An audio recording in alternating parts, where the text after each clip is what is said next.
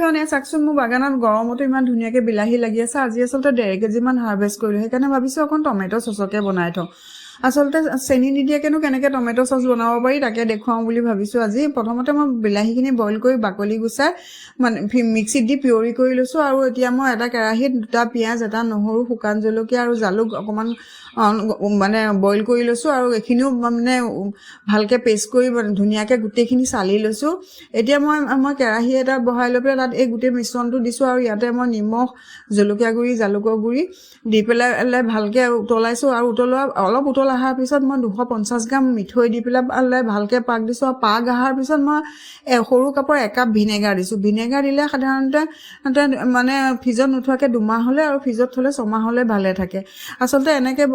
মানে বনোৱাৰ কাৰণে কেতিয়াও টমেটো চচ নোখোৱা মানুহজনে বিস্কুটৰ লগতো টমেটো চচ খাইছে আজিলৈ আহোঁ বাই